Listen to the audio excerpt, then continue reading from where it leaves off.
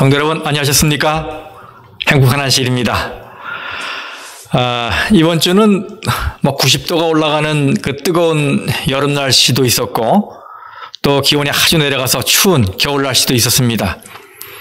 또 며칠 전에는 이 교회 근처에 우박이 내렸어요. 저는 캘리포니아에 살면서 우박을 처음 봤는데요. 굉장히 큰 우박이 막 그 눈처럼 쏟아졌습니다. 이 변화무쌍한 이 일기 속에서 우리 성도님들 건강하신지 평안하신지 궁금하네요. 귀한 안식일에 하나님의 은혜와 축복이 여러분 마음에 또 가정에 풍성히 임하기를 주님의 이름으로 축원합니다. 이 귀한 안식일에 하나님 만나면서 큰 은혜 받으시기 바라겠습니다. 자, 오늘도 로마서 연구를 이어가겠습니다. 은혜 45번째 시간, 선교에 대한 깊은 깨달음이라는 제목으로 로마서 11장을 본문으로 삼아서 말씀을 연구하겠습니다. 오늘은 유대인의 상황을 다룬 로마서의 마지막 부분입니다. 11장이 유대인 이스라엘을 다룬 마지막 부분인데요. 9장부터 시작이 됐죠. 이 9장은 바울이 자기 동족 유대인에 대한 진심 어린 관심으로 시작했습니다. 여기서 사도는 하나님께서 이스라엘에 하신 약속, 곧 구원을 지키지 않으신 것이 아니라 바로 유대인들이 하나님이 의도하신 참 이스라엘의 의미를 깨닫지 못한 것이 문제였다고 말했습니다. 하나님은 이스라엘을 구성한 것은 아브라함과 이삭과 야곱의 혈통적 자손이 아니라고 말씀하십니다. 그럼 누굽니까? 영적 후손들이에요. 우린 지난번에 그것을 자세히 다루었어요. 바로 아브라함의 믿음을 갖고 이삭처럼 위로부터 태어난 거듭남의 경험을 하고, 그리고 야곱과 같은 인내, 믿음의 인내를 가진 자, 그가 바로 참 이스라엘이다, 이렇게 말씀을 드렸죠. 그런 다음에 10장으로 넘어와서 바울은 계속해서 유대인이 잃어버린 바 된 것은 전적으로 그들의 잘못이라고 설명합니다. 왜요? 하나님 편에서는 약속하신 것을 지키셨기 때문이에요. 하나님은 구원을 약속하셨고 그리스도 안에서 그것을 성취하셨습니다. 그런데 무엇이 문제였습니까? 바로 유대인들이 고의로 끈질기게 하나님의 선물을 거절한 것이 문제였어요. 그래서 그들이 버림받은 건 자신들이 선택한 길이었던 거예요. 이제 로마서 11장에 왔습니다. 바울은 여기서 두 가지 사실을 지적하면서 유대인에 관한 논의를 마무리합니다. 근데 이 속에는 우리의 선교적 사명과 관련하여 우리가 꼭 염두에 두어야 할 교훈들이 들어있어요. 첫 번째는 혈통적인 이스라엘이 전부 버림받은 것은 아니라는 것이고요. 두 번째는 그 버림받은 것이 최종적인 것은 아니라는 것입니다. 전부 버림받은 것도 아니고, 또 버림받았다 해도 다시 기회가 없는 것은 아니라는 말이에요. 여기서 우리의 선교적 사명을 느낄 수 있는 거예요. 한번 보십시다. 이걸 염두에 두고 11장을 연구하면 좋겠습니다. 자, 지난 시간에 말씀드린 대로 로마서 11장을 이렇게 펴시고요. 같이 저와 함께, 물론 제가 파워포인트로 성경절을 띄워드리지만 여러분이 직접 보시는 건 또 더 의미가 있다고 생각이 됩니다. 잘 따라오시면 고맙겠습니다. 사도 바울이 로마서 11장 이 첫 부분에서 말하고 있는 것은 이스라엘이 한 국가로서 세상 열방에 하나님을 대표하는 것은 끝났지만, 그렇다고 해서 유대인 전부가 거절된 것은 아니라는 것입니다. 왜냐하면 예수 그리스도를 개인의 구주로 영접하는 유대인은 과거에도 그렇고 또 오늘날에도 그렇고 마지막 때까지 많이 있을 것이기 때문입니다. 누가 증거일까요? 사도 바울 자신이 그 증거였어요. 그래서 그는 1절에서 이렇게 말합니다. 그러므로 내가 말하노니 하나님이 자기 백성을 버리셨느냐? 그럴 수 없느니라. 나도 이스라엘이니요 아브라함의 씨에서 난 자요 베냐민 지파라. 사도 바울은 자기 동족의 구원 문제만큼은 무슨 일이 있어도 낙관해야 한다고 생각했던 것 같아요. 나를 봐라. 유대교의 골수분자여 핍박자였던 나를 하나님이 이렇게 구원하시지 않았느냐? 그러면서 하나님이 자기를 구원하신 것을 보면 아직 믿지 않고 거역하고 있는 이스라엘을 절대로 버리실 리가 없다는 거예요. 바로 자기 동족 유대인에게 아직도 희망이 있다는 걸 전하고 싶었던 거예요. 그런 다음 바울은 하나님이 이스라엘을 버리지 않으신다는 근거로 엘리야 선지자를 예로 들고 있습니다. 이스라엘이 국가적으로 하나님을 떠나고 버림받은 것처럼 보였던 그 암흑기에 엘리야 선지자가 활약했죠. 이스라엘 백성이 아합 왕과 이세벨 왕후의 유혹을 받아서 바알과 아세라 우상을 섬기는 타락의 길을 걷고 있을 때 엘리야는 하나님을 경배하는 자가 남아있나 하고 찾았지만 아무도 없는 것처럼 보였습니다. 엘리야의 눈에는 이스라엘 백성이 전부 하나님을 떠난 것처럼 보였어요. 그래서 그는 절망한 나머지 이렇게 부르짖었지요. 주여,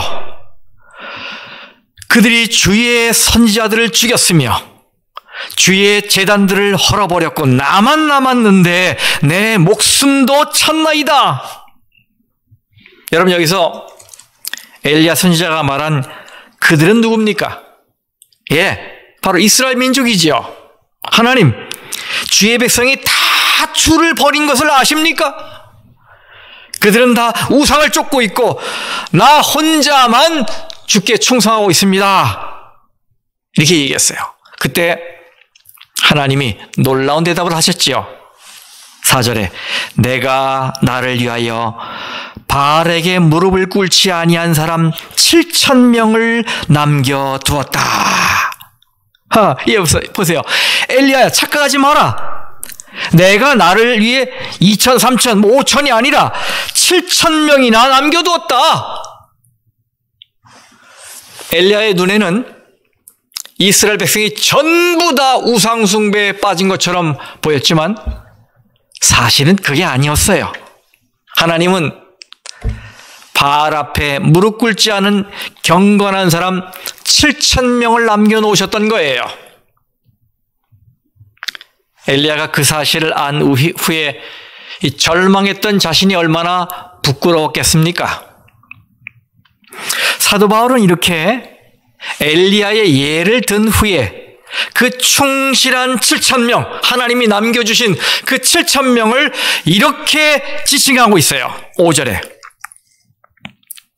그런즉 이와 같이 지금도 은혜로 택하심을 입은 남은 자가 있느니라. 이와 같이 남은 자가 있다고 말했습니다. 남은 자, remnant, 남은 자. 이스라엘 가운데 바울 혼자가 아니었어요. 남은 자가 있어요. 이스라엘 전부가 하나님을 떠난 것처럼 보여도 하나님이 남겨놓으신 자가 여전히 있다는 말이에요. 이들은 과연 누굴까요? 하나님이 남겨놓으신 자. 네. 로마서 16장을 보면 바울이 로마 교회에 마지막으로 안부 인사를 나누는 부분이 나오는데요. 거기에 많은 유대 그리스도인들이 나옵니다. 그들은 목숨을 걸고 복음의 증인이 된 헌신된 자들이었어요. 그들은 하나님이 이스라엘을 완전히 버리지 않으셨다는 것을 보여주는 증거였어요. 또 한편으로는 새로운 희망이었습니다.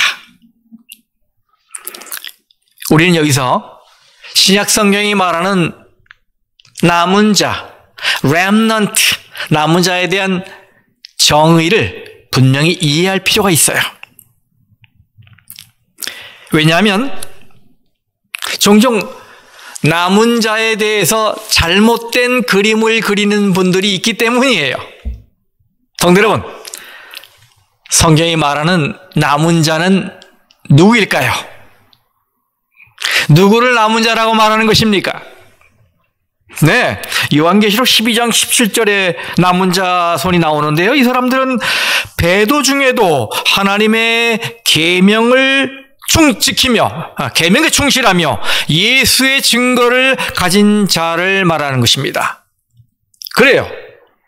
그럼 여러분, 오늘날 우리가 안식일 계명을 포함하여 하나님의 말씀을 철저하게 지키고 우리의 몸을 건강하게 잘 보존하고 증언의 말씀을 열심히 읽으면 남은 자가 되는 것입니까? 저는 우리가 그리고 있는 남은 자의 그림이 지나치게 행위에 맞춰져 있다고 생각합니다. To do, 행위에 맞춰져 있어요. 그러니 여러분, 어떤 위험에 빠질 가능성이 있을까요? 네, 말씀을 따르긴 하는데 습관에 젖어 있어요. 형식에 매여 있어요. 그러니까 하긴 하는데 얼굴에 뭐가 없는 겁니까? 기쁨이 없는 거예요. 온갖 세상 근심 걱정 다 혼자 짊어지는 것처럼 하는 얼굴입니다. 신앙생활을 열심히는 하는데 그 열심이 남에게 보이기 위한 열심이다 보니까 피곤해서 지치는 거예요. 이렇게 냉랭한 삶도 아니지만 그렇다고 크게 헌신하는 뜨거운 삶도 아닌 것을 여러분 남은 자의 삶이라고 할 수 있을까요? 행위에 초점이 맞춰져 있으면 쉽게 피곤해집니다. 그런데 사도 바울은 오늘 그 남은 자를 이렇게 정의합니다. 은혜로 택하심을 따라 남은 자가 됐다. 은혜로 택하심을 받은 자. 무슨 말입니까?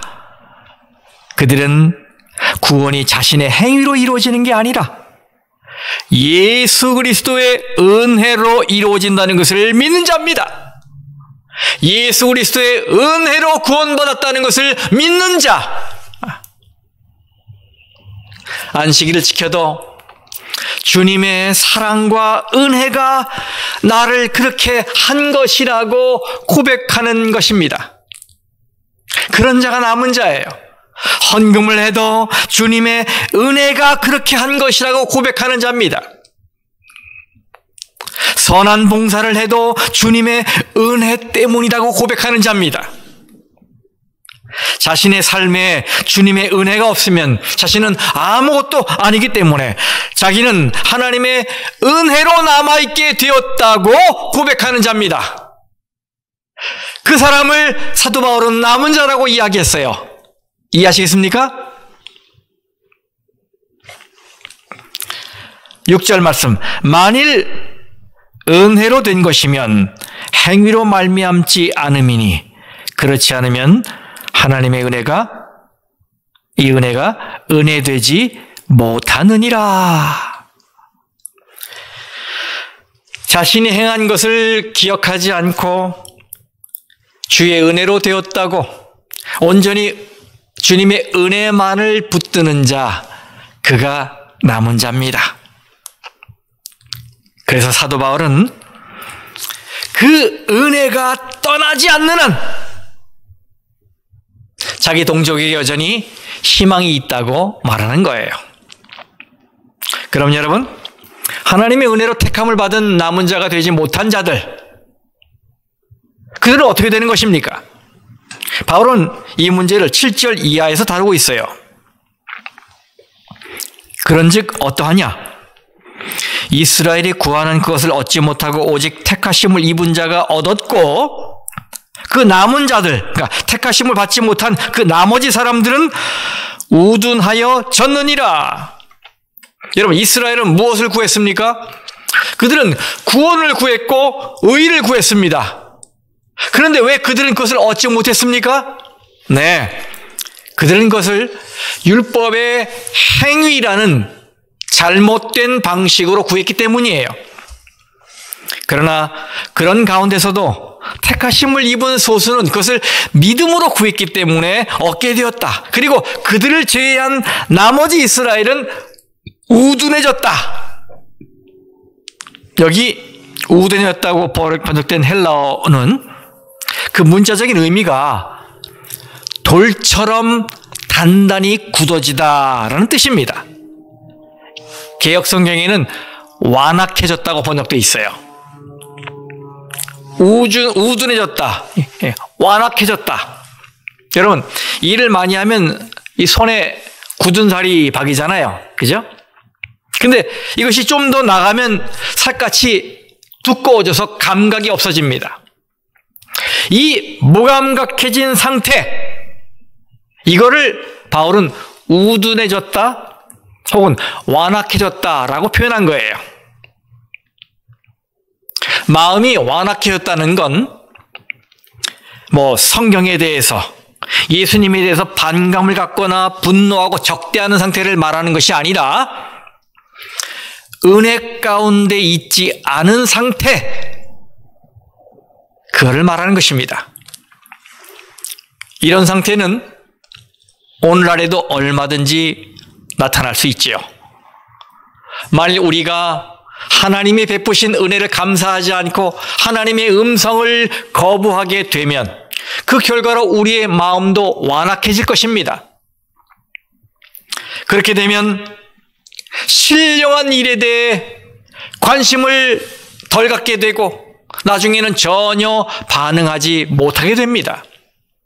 그 옛날 에서가 그랬고 애굽의 왕 바로도 그랬고 하나님의 택함을 받지 못한 이스라엘의 대다수 백성도 그랬습니다. 그런데 이들의 상태에 대해 그 다음 말씀이 말하고 있는데요. 저는 여러분 특히 이 8절의 첫 부분을 주목하시길 바라요. 기록된 바 하나님이, 누가요? 하나님이 오늘까지 그들에게 혼미한 심령과 보지 못할 눈과 듣지 못할 귀를 주셨다 함과 같으니라. 여러분 잘 생각해 보세요.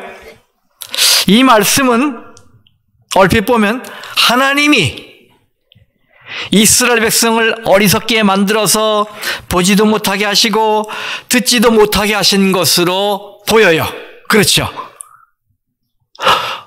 정말로 하나님께서 그들이 구원의 빛을 보지 못하도록 그들의 눈을 가리고 귀를 닫으셨다는 말일까요?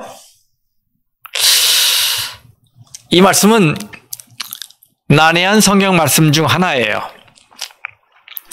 그런데 만일 우리가 이 말씀을 액면 그대로 받아들이면 이스라엘 백성이 우둔하게 된 것, 그들의 마음이 완악하게 된 것은 하나님에게 책임이 있다는 말이 되는 거예요. 그렇죠? 왜요? 하나님이 그렇게 하신 거니까. 사람들은 말씀을 보고 말씀을 들으려고 하는데 하나님이 그들의 눈과 귀를 닫으셨으니까 그 결과에 대한 책임도 하나님에게 있는 것이 아니겠는가, 이 말이에요. 그렇잖아요? 여러분, 또 성경에는 심지어 하나님이 이렇게 하셨다는 말씀도 나옵니다. 이사야서 45장 7절.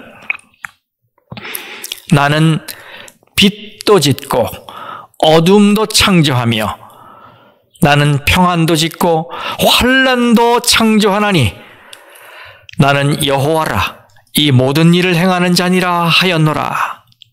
여러분, 여기 나는 환난도 창조한다는 말씀을 공동번역은 불행을 조장하는 자도 나다 라고 해놨고, 킹 제임스 성경은 I create evil, 나는 악도 창조한다 라고 번역해놨어요. 어이고, 점점 더 심각해지네요. 그래서 이 말씀을 보고 어떤 사람들은 이 땅에 악이 존재하는 것, 그건 누구에게 책임이 있다고요? 하나님에게 책임이 있다고 말하기도 해요. 그럼 여러분, 우리 이것을 어떻게 이해해야 할까요? 저는 이렇게 이해합니다. 제가 이해한 걸 말씀드릴게요. 여러분, 하나님은 어떤 분이십니까? 하나님은 주권자이십니다. sovereign, 주권자이세요. 다시 말하면 최종 결정권을 가진 분이라는 말이에요. 그렇잖아요? 하나님은 최종 결정권을 가진 분이에요. 그러면 이것이 무슨 의미입니까? 다시 말하면 하나님의 허락 없이는 아무 일도 일어나지 않는다는 뜻이에요. 그래서 성경에는 종종 하나님이 막지 않으신 것을 하나님이 그 일이 일어나게 만드신 것처럼 묘사되어 있기도 합니다. 제가 예를 들어 볼게요. 여기 아찔한 절벽 위에 사람들이 모여 있습니다. 경치를 감상하고 스릴을 즐기기 위해서이겠지요. 그런데 한 부부가 이 절벽에 자기 아기를 데리고 왔어요. 그리고는 아기에게 추억을 심어준답시고 절벽에서 사진 촬영을 부탁했습니다. 여러분, 이런 무모한 짓을 하는 부모도 있어요. 근데 이제부터 이제 가정에서 말씀드립니다. 만일이에요, 만일. 저 멀리 바다에 어쩐 물체가 나타났어요. 사람들이 웅성거리며 그 방향으로 향합니다. 이 부부도 사진을 찍다 말고 그것을 보기 위해서 눈을 돌려도 잘 안 보여. 망원경을 집어들었어요. 그리고 망원경으로 보고 있습니다. 그러면서 부부가 얘기를 합니다. 근데 그러는 사이에 이 아기가 절벽 가장자리를 향해서 아장아장 걸어가기 시작합니다.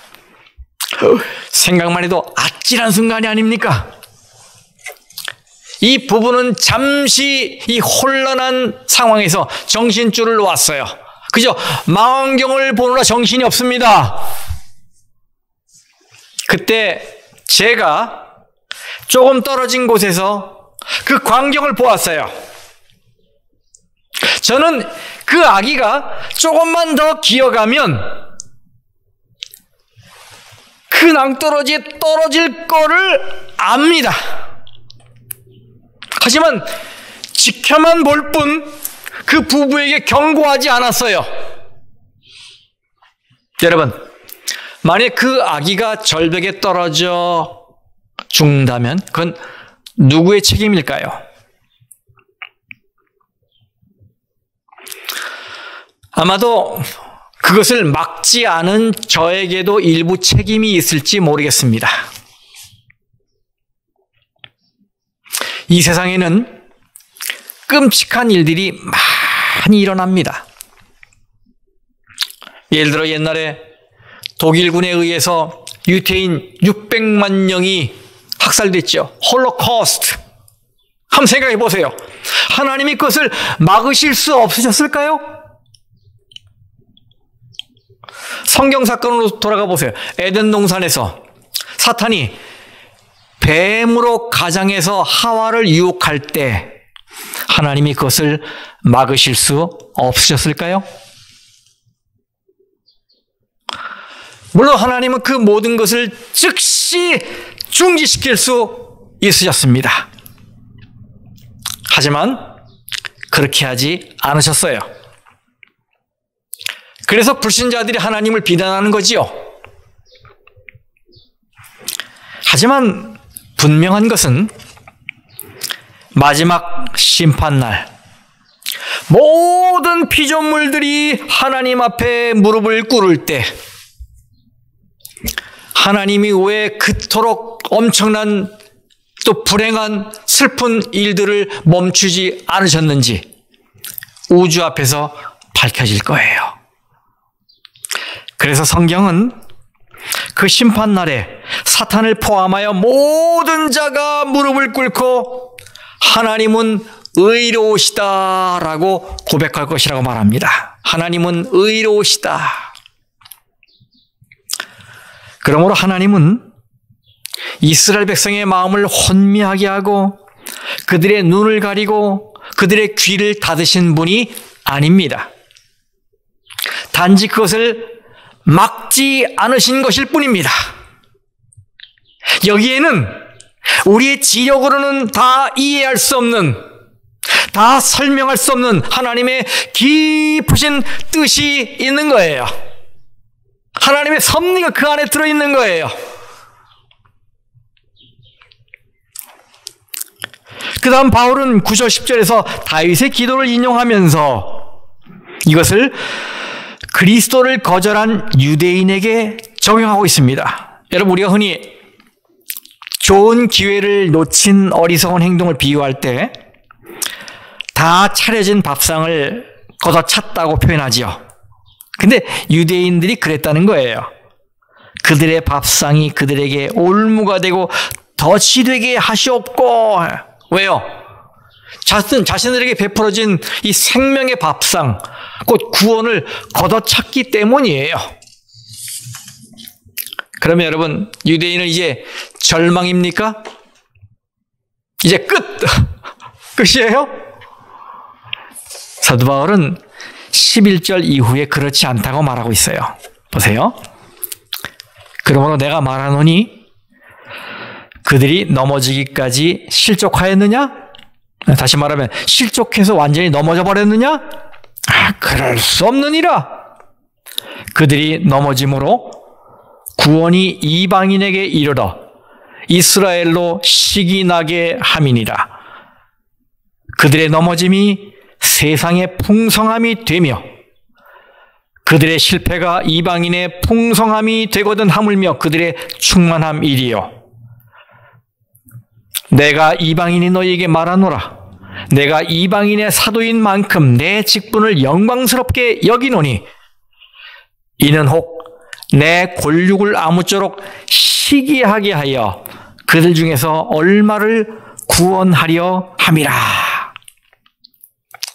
유대인들이 메시아를 영접하지 않아서 실족한 것은 맞지만 그들이 절망적으로 버림받은 것은 아니라는 말입니다. 구원의 소망이 완전히 사라진 건 아니다, 이 말이에요. 왜요? 하나님께서 그들의 실패를 선으로 바꾸셨기 때문입니다. 어떻게 해요? 두 가지 방법으로. 첫째, 하나님은 유대인의 거절을 복음이 유대인에게서 이방인에게로 전파되는 계기로 삼으셨어요. 두 번째, 하나님은 그렇게 하심으로 유대인들의 질투를 유발하셨습니다. 질투를 유발하셨어요. 그리고 그렇게 하심으로 그들이 구원의 길로 돌아오길 바라신 것입니다. 저는 이 말씀을 읽을 때 하나님께서 이렇게까지 하시며 그들의 구원을 위해 애쓰고 계시다는 것을 생각하면서 참 마음에 감동이 됐어요. 동시에 우리를 구원하기 위해 얼마나 애를 쓰고 계시는지도 깨닫게 되었어요. 여러분, 하나님이 사용하시는 방법이 얼마나 놀랍습니까? 우리를 구원하시는 길이라면 무슨 방법이든지 시도하시는 거예요. 왜요? 우리를 사랑하시기 때문에. 어떤 방법이든지 동원해서 우리를 구원하시려고 하시는 거예요. 여러분, 이런 하나님께 감사해야 하지 않겠습니까? 바울은 그 다음 세 가지 예증을 들면서 이스라엘 민족이 얼마나 독보적인 위치에 있는지를 설명하고 있습니다. 그들을 버리는 것이 세상의 화목이 되거든 그 받아들이는 것이 죽은 자 가운데서 살아나는 것이 아니면 무엇이리요? 제사하는 처음 익은 곡식가루가 거룩한 즉 떡덩이도 그러하고 뿌리가 거룩한 즉 가지도 그러하니라. 또한 가지 얼마가 꺾였는데 돌감람나무인 네가 그들 중에 접붙임이 되어 참 감람나무 뿌리의 진액을 함께 받는 자가 되었은즉 그 가지들을 향하여 자랑하지 말라.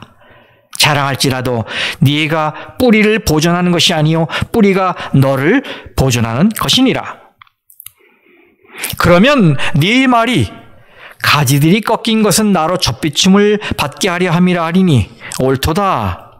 그들은 믿지 아니함으로 꺾이고 너는 믿음으로 섰느니라. 높은 마음을 품지 말고 도리어 두려워하라. 하나님이 원 가지들도 아끼지 아니하셨은즉 너도 아끼지 아니하시리라. 그러므로 하나님의 인자하심과 준엄하심을 보라. 넘어지는 자들에게는 준엄하심이 있으니 너희가 만일 하나님의 인자하심에 머물러 있으면 그 인자가 너희에게 있으리라. 그렇지 않으면 너도 찍히는 바 되리라. 그들도 믿지 아니하는 데 머무르지 아니하면 접붙임을 받으리니 이는 그들을 접붙이실 능력이 하나님께 있음이라. 네가 원 돌감나무에서 찍힘을 받고 본송을 거슬러 좋은 감람나무에 접붙임을 받았으니 원 가지인 이 사람들이야 얼마나 더 자기 감람나무에 접붙이심을 받으랴. 자, 세 예증이 나오는데요. 첫 번째 예증은 처음 익은 곡식가루와 떡덩이예요. 두 번째 예증은 뿌리와 가지입니다.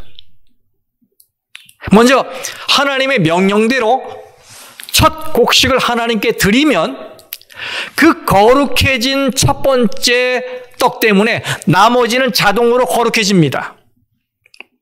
또 가지는 그 상태가 어떠하든지 결국 뿌리의 영향을 받게 되어 있지요. 그래서 뿌리가 거룩하면 가지도 거룩해지는 것입니다. 이렇게 세계의 모든 민족 앞에서 이스라엘은 어떤 존재와 같아요? 첫 곡식으로 만들어서 하나님께 드린 떡과 같아요. 그리고 가지와 열매와 꽃을 만드는 그 근원인 뿌리와 같습니다. 이렇게 우리 모두를 거룩하게 만드는 역할을 하니 이스라엘 민족의 위치가 얼마나 독보적입니까? 그 다음에 세 번째 예증은 돌감람나무와 참감람나무 예증입니다. 돌감람나무는 열매를 제대로 맺지 못하는 야생 올리브나무를 말하는 거지요. 야생 올리브나무를 돌감람나무로 이렇게 얘기한 거예요. 이들은 바로 우리, 유대인의 입장에서는 우리 이방인 그리스도인들을 상징합니다. 그리고 참 감람나무, 원 올리브 나무는 이스라엘의 신실한 남은 무리를 상징하는 것입니다. 야생 올리브 나무가 본래의 올리브 나무에 접붙임을 받자 놀랍게도 뿌리의 진액이 가지로 공급되면서 살아나기 시작했습니다. 돌감람나무, 즉 야생 올리브나무 가지들이 생명을 얻고 열매를 맺습니다. 이렇게 되는 건 다 누구 덕분이에요? 참 감람나무, 즉 이스라엘 덕분이에요. 그런 의미에서 이스라엘은 우리에게 참 고마운 대상이에요. 그래서 바울은 우리에게 우리가 스스로 열매 맺은 것처럼 자랑하지 말라고, 교만하지 말라고 말합니다. 그 다음 절, 자랑하지 말라. 자랑할지라도 네가 뿌리를 보존하는 것이 아니요 뿌리가 너를 보존하는 것이니라. 그러면 네 말이 가지들이 꺾인 것은 나로 접붙임을 받게 하려 함이라 하니니 옳도다. 저희는 믿지 아니함으로 꺾이우고 너는 믿음으로 섰느니라. 높은 마음을 품지 말고 도리어 두려워하라. 여러분, 이 말씀은 이스라엘이 복음을 완강하게 거절하지 않았다면 이방인인 우리가 어떻게 이렇게 쉽게 예수를 믿을 수 있었겠느냐, 이 말이에요. 그들이 잘못돼서 우리가 잘된 셈인데 어떻게 우리가 그들을 욕할 수 있느냐, 어떻게 우리가 스스로 교만할 수 있겠느냐, 이 말이에요. 그럴 수는 없는 거지요. 저는 이 접붙이는 비유를 통해서 몇 가지 교훈을 얻게 되었어요. 첫째는 우리는 이 교만한 마음 때문에 마치 우리만이 남은 자다, 참 그리스도인이다 라는 이 자랑을 하거나 혹은 동료 인간에 대해서 우월감을 느끼는 것, 이건 절대로 해서는 안 되겠다 이 말이에요. 그렇죠. 두 번째는 우리 가운데는 신앙을 회복한 자도 있고 새신자도 있고 새로 이사 온 자들도 있고 그런 분들이 있어요. 그들이 이 교회의 뿌리와 몸통에 잘 접붙여질 수 있도록 우리가 열심히 도와야 한다는 거예요. 흔히 개구리 올챙이적 생각 못한다는 말이 있잖아요. 그런 의미에서 우리는 오늘의 우리가 있게 된 우리의 영적 뿌리를 생각할 필요가 있어요. 우리 중 그 어느 누구도 신앙에 있어서 홀로 선 사람은 없습니다. 누군가가 나에게 복음을 전해주었기에 믿게 된 거예요. 누군가가 나를 위해 뜨거운 눈물을 흘려주고 기도해 주었기에 이만큼 영적으로 자랄 수 있었던 거예요. 이렇게 우리도 접붙임을 받아서 살아남았어요. 이제 우리의 역할은 무엇입니까? 우리의 영적 뿌리에 대해서 감사한 마음을 가져야 합니다. 동시에 우리도 이 주변에 믿음이 연약한 자들을 도와야 하는 것입니다. 바로 여기에 우리의 사명이 있는 거예요. 자, 21절 22절 말씀 보겠습니다. 하나님이 원가지들도 아끼지 아니하셨은즉 너도 아끼지 아니하시리라. 그러므로 하나님의 인자하심과 준엄하심을 보라. 한 번 해병은 영원한 해병이라는 말이 있어요. 그런데 여러분, 구원도 그럴까요? 아닙니다. 성경은 한 번 구원받으면 영원히 구원받는 거라고 가르치지 않아요. 우리는 실수할 때마다 구원을 잃어버린다거나 완전하지 않으면 구원받을 수 없다라는 생각도 조심해야 하지만 반대로 한 번 하나님의 은혜를 입으면 구원의 길에서 멀어지는 건 불가능하다는 생각도 피해야 합니다. 우리는 예수님을 거절한 이스라엘 백성에게 일어났던 일이 이방인인 우리에게도 일어날 수 있다는 것을 잊지 말아야 합니다. 하지만 우리가 계속해서 하나님의 인자심에 머물러 있으면 문제는 없는 거지요. 그리스도 안에서 끝까지 진리에 충성하면 문제가 없습니다. 여기 23절 말씀. 그들도 믿지 아니하는데 머무르지 아니하면 접붙임을 받으리니, 즉 이 잘려나간 가지가 다시 믿게 되면 그들도 다시 접붙임을 받게 될 것이니 이는 그들을 접붙이실 능력이 하나님께 있음이라. 만일 오늘 유대인이 회개하고 돌아선다면 하나님은 분명 그들을 데려다가 다시 감람나무에 접붙이실 거예요. 여기 24절. 네가 원 돌감나무에서 찍힘을 받고 본성을 거슬러 좋은 감람나무에 접붙임을 받았으니 원가지인 이 사람들이야 얼마나 더 자기 감람나무에 접붙이심을 받으랴. 여기 24절 말씀은 이 야생 감람나무 가지였던 자들이 좋은 감람나무 나무에 쉽게 접붙여졌다면 잘려나갔던 가지들이 본래 나무에 다시 접붙여지는 건 얼마나 더 쉬운 일이겠느냐 이 말이에요. 이것을 볼 때 하나님은 오늘날에도 여전히 유대인들에게 관심이 있으시다는 것을 알 수 있어요. 여기 25절 보세요. 형제들아 너희가 스스로 지혜 있다 하면서 이 신비를 너희가 모르기를 내가 원하지 아니하노니 이 신비는 이방인의 충만한 수가 들어오기까지 이스라엘의 덜어는 우둔하게 된 것이라. AD 34년에 스데반이 돌에 맞아 순교했을 때 하나님은 그때까지 유대인에게 국한되었던 복음을 이방 세계로 돌리셨습니다. 그러면 언제까지 그것을 이방인에게 주신 것일까요? 네. 모든 이방인이 복음을 받아들이거나 거부할 기회를 얻을 때까지입니다.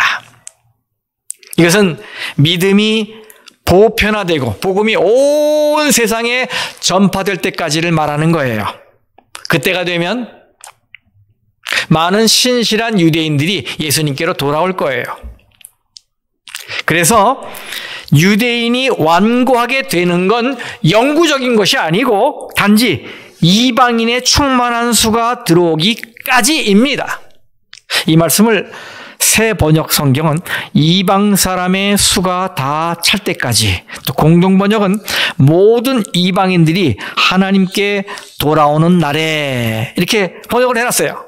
그때까지 이스라엘 중에 얼마는 완악한 채로 남아있게 될 것이다, 이 말이에요. 26절 27절 그리하여 온 이스라엘이 구원을 받으리라. 기록된 바 구원자가 시온에서 오사 야곱에게서 경건하지 않은 것을 돌이키시겠고, 이것이 지난 2000년 동안 이루어진 것이죠. 내가 그들의 죄를 없이 할 때에 그들에게 이루어질 내 언약이 이것이라 함과 같으니라. 여러분, 여기 온 이스라엘이 구원을 받을 거라고 말했어요. 이 말씀도 참 이해하기 어려운 구절 중에 하나예요. 문자적으로 보면 미래에 언젠가는 모든 유대 민족이 구원을 얻을 것이라고 말하는 것처럼 보이지요. 그래서 어떤 교단에서는 실제로 이스라엘이 회심해서 앞으로 다윗 왕국이 회복될 것으로 예견하기도 합니다. 근데 그렇게 해석하는 것은 앞뒤 문맥하고 좀 맞지가 않아요.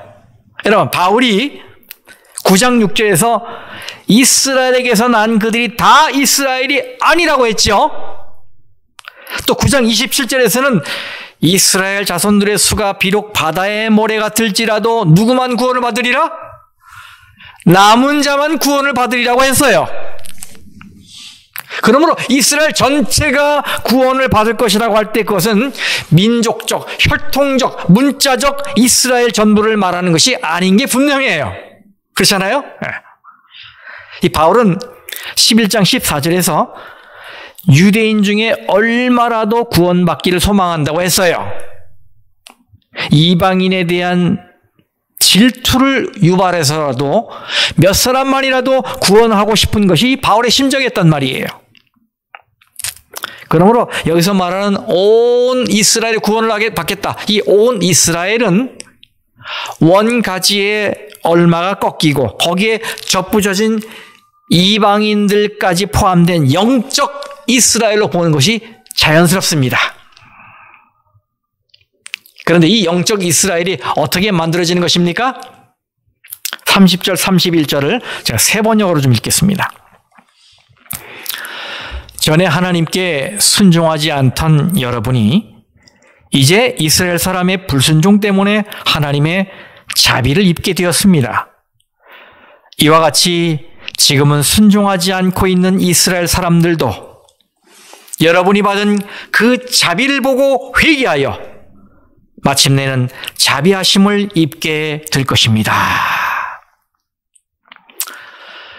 우리가 이 말씀을 기도하는 마음으로 읽게 되면 이 안에 우리의 선교적 사명, 전도에 관한 중요한 교훈이 담겨 있다는 걸 알게 돼요. 우리는 유대인뿐 아니라 한때 구원의 대열에 있었지만 떠나간 자들에 대해 지금보다 더한 노력을 기울여야 합니다. 전도해야 한다는 말이죠. 그런데 전도 그러면 다들 어렵게 생각해요. 여러분, 어려운 이유가 무엇입니까? 이 전도를 수준 높은 교리를 알아야 하고 가르쳐야 한다는 부담이 있기 때문이겠죠. 근데 여러분, 실제로 전도에 성공한 분들 중에는 그런 식으로 전도한 분이 많지 않아요.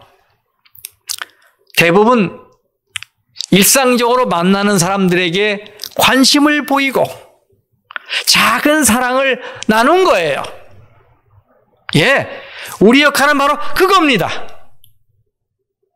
작은 정성, 작은 사랑을 나누는 것입니다. 우리 생활 속에서. 그러면 그들의 마음을 움직이는 건 누굽니까? 예, 하나님이 움직이셔요. 그러면서 성도 여러분, 이 시간에 한번 좀 생각해 보십시다. 내가 자주 만나는 사람은 누구인가? 그들은 나를 어떤 사람으로 알고 있을까? 내가 그들에게 하나님의 사랑과 은혜를 어떻게 나눌 수 있을까? 이제 사도 바울은 로마서 9장부터 10장, 11장까지 자기 동족의 구원 문제를 계속 이야기해 왔습니다. 그런데 결론을 내리는데 자신의 상식 범위에서 결론을 내리지 않고 하나님의 신비로운 구원의 역사를 찬양하는 것으로 마무리합니다. 여기 보세요. 로마서 11장 33절부터 마지막 절 36절까지. 깊도다 하나님의 지혜와 지식의 풍성함이요 그의 판단은 헤아리지 못할 것이며 그의 길은 찾지 못할 것이로다. 누가 주의 마음을 알았느냐? 누가 그의 모사가 되었느냐? 누가 주께 먼저 드려서 갚으심을 받겠느냐? 이는 만물이 주에게서 나오고 주로 말미암고 주에게로 돌아감이라. 그에게 영광이 세세 있을지어다. 아멘. 바울은 자기가 다 알지 못한다고 고백하고 있어요. 하나님의 지혜와 지식이 얼마나 풍성한지 헤아리지 못해요. 다 알지 못합니다. 그렇더라도 바울은 감사하고 찬양하고 있어요. 몰라도 찬양할 수 있는 건 그 비밀이 만물의 시작이요 끝이신 하나님의 손 안에 있음을 믿었기 때문입니다. 모든 만물이 주에게서 나오고 주로 말미암고 주에게로 돌아간다.